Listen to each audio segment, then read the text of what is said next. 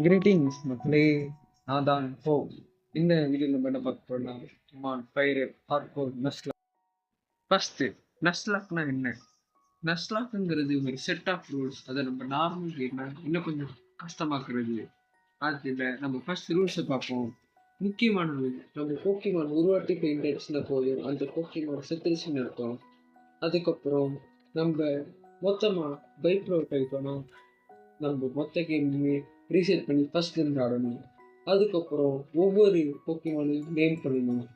அதுக்கப்புறம் எலிட் ஃபோரை நம்ம மொத்தமாக தோக்கடிச்சாதான் இந்த கேமை கம்ப்ளீட் பண்ண மாதிரி. அப்புறம் பேட்டிலுக்கு நடுவில் ஐட்டம்ஸ் யூஸ் பண்ணக்கூடாது, ஆனால் ஹெல்ட் ஐட்டம்ஸ் ஓகே. அப்புறம் லெவல் கேப்னு ஒன்று இருக்குது. அதாவது ஒரு ஜிம் லீடரோட ஏஸ் போக்கிமான் அளவு வரைக்கும் மட்டும்தான் நம்ம போக்கிமான் டெவலப் பண்ணணும்.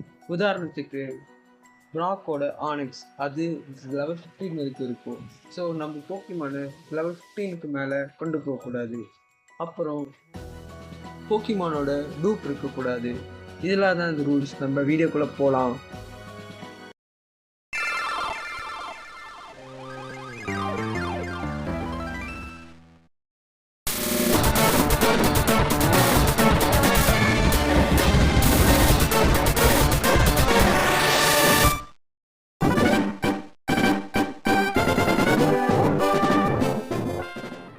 ஃபஸ்ட்டு நம்ம கேரக்டர் பேராக நம்ம யூடியூப் சேனல் பேர் போக்ஸ்ன்னு வச்சிட்டோம்.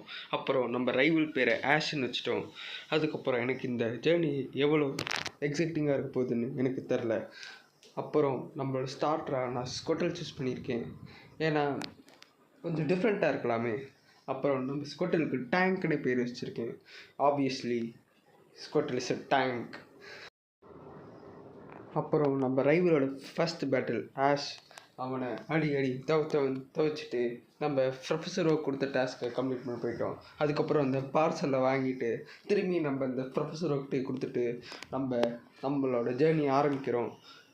இந்த நஸ்லாக்கில் எப்போ ஜேர்னி ஆரம்பிக்கிறோன்னா, இப்போ நம்மளோட போக்கிடெக்ஸும் போக்கி பிளாக் எப்போ வாங்குகிறோமோ அப்போ தான் நஸ்லாக் ஸ்டார்ட்டே ஆகும். ஸோ நம்ம அதை வாங்கிட்டு இந்த நஸ்லாக் ஸ்டார்ட் பண்ணுறோம்.